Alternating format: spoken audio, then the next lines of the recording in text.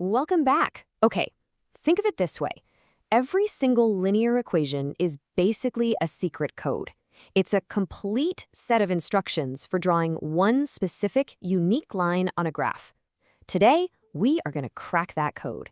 By the time we're done here, you'll be able to look at an equation and just see the line in your head. So here's our game plan. We're going to build our code-breaking toolkit piece by piece.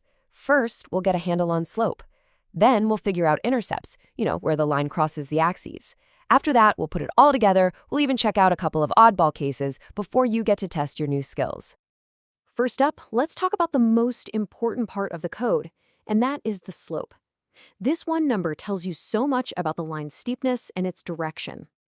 So what is slope, really? Well, think of it like the steepness of a ski hill. It's just a ratio of how much you go up, that's the rise, for every bit you go across, that's the run. A bigger number just means, a steeper hill. Simple as that. And here's the very first clue you get from the code. The sign. Is it positive or negative? If the slope is positive, the line is going uphill as you go from left to right. You're climbing. If it's negative, well, you're heading downhill. Super easy to remember, right? Okay, so slope tells us the direction of the line. But where exactly is the line on the graph? How do we pin it down? That is where intercepts come in. Think of them as the big landmarks that anchor our line to the map. An intercept is pretty much what it sounds like. It is the exact point where our line crosses one of the main axes on the graph. If you imagine the x and y axes as two major highways, the intercepts are basically the exit ramps where our line intersects with them. And there is one simple, crucial rule to remember. To cross the horizontal x-axis, your vertical position, your y value, has to be 0. You can't be above or below it. And to cross the vertical y-axis, your horizontal position, your x value, has to be 0. That one simple idea is the key to finding both of them. So, how do we put that into practice to find the y-intercept? It's really easy. You take your equation, and since we know x has to be 0, you literally just plug in a 0 for x. Then you solve for y. Boom, that's your y-intercept. And finding the x-intercept, you guessed it, it's the exact same logic, just flipped. This time you replace y with 0, solve the equation for x, and that will tell you the exact spot where the line crosses the horizontal axis.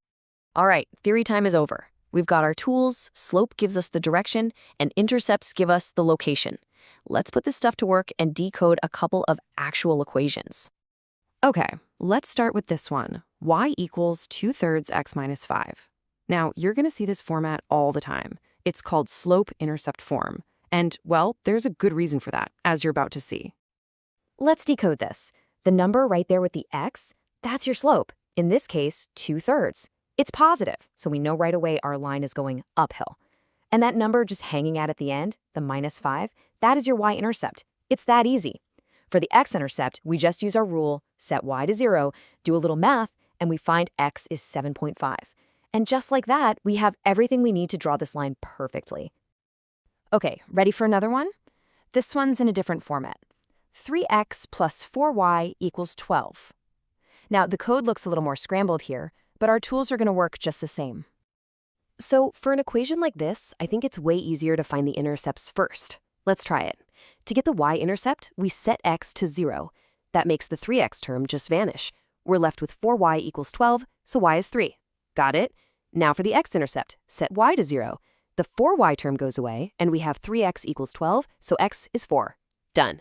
And the slope? We just rearrange the equation to get y by itself, and we find the slope is negative 3/4. So it's a downhill line connecting those 2 points. See? Not so bad. Okay, so most lines you'll see have a slope and 2 intercepts, but there are always exceptions to the rule, right? Let's talk about the 2 oddball cases, the special cases you're definitely going to run into. First, take a look at this equation, y equals 5. That's it, just y equals 5. Notice what's missing.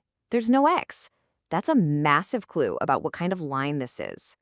What this equation is really telling us is that it doesn't matter what x is. X could be 1, it could be negative a million. The y value is always 5. So what does that create?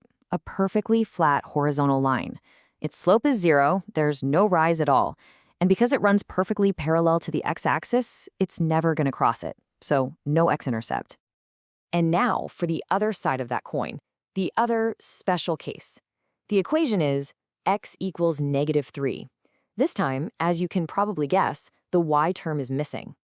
It's the exact mirror image. The x value is locked in at -3, no matter what y is doing.